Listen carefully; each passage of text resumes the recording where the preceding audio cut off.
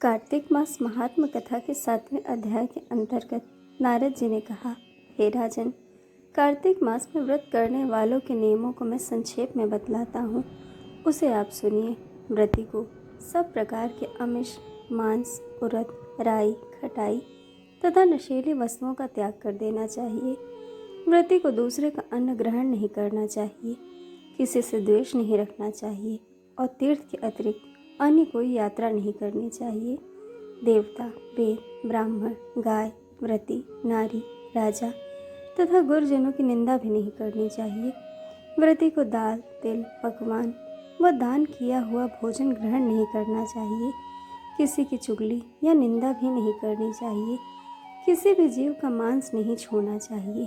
पान, कत्था, चूना, नींबू, मसूर, बासी तथा जूठे अन्न का भी प्रयोग नहीं करना चाहिए। गाय, बकरी तथा भैंस के अतिरिक्त अन्य किसी पशु का दूध नहीं पीना चाहिए।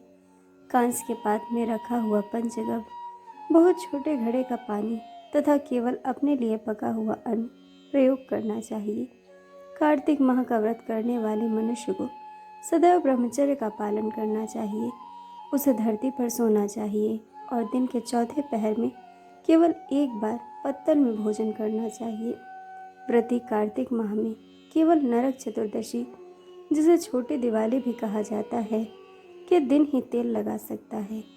कार्तिक माह में व्रत करने वाले मनुष्य को सिंघाड़ा, प्याज, मट्ठा, गाजर, मूली, काशी फल, लौकी, तरबूज इन वस्तुओं का प्रयोग बिल्कुल नहीं करना चाहिए।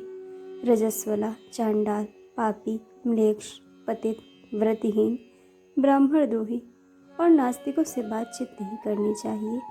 भगवान विष्णु को प्रसन्न करने के लिए अपनी शक्ति के अनुसार चंद्रायण आदि का व्रत करना चाहिए और उपर्युक्त नियमों का पालन करना चाहिए। व्रती को प्रतिपदा के दिन कुम्हड़ा, द्वितीया को कटहल, तृतीया को तरुणी स्त्री, चतुर्थी को मूली, पंचमी को बेल, षष्ठी को खरबूज, सप्तमी को आंवला, अष्टमी को नारियल, नवमी को मूली, दसवीं को लौकी, एकादशी को परवल, द्वादशी को बेर, त्रयोदशी को मट्ठा, चतुर्दशी को गाजर तथा पूर्णिमा को शाक का प्रयोग नहीं करना चाहिए। रविवार को आंवला का प्रयोग नहीं करना चाहिए। कार्तिक माह में व्रत करने वाला मनुष्य यदि इन शाकों में से किसी एक शाक का सेवन करना चाहे तो पहले ब्राह्मण को देखकर ग्रहण करे। यही विधान माघ माह के व्रत के लिए भी है। देवोत्थानी एकादशी से पहले कही गई विधि के अनुसार नृत्य, जागरण, गायन, वादन आदि करना चाहिए।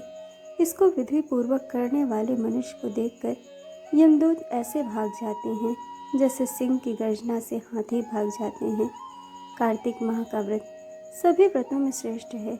इसके अतिरिक्त जितने भी व्रत, यज्ञ है वह 1000 की संख्या में किए जाने पर भी इसकी तुलना नहीं कर सकते, क्योंकि यज्ञ करने वाले मनुष्य को सीधा वैकुंठ की प्राप्ति होती है।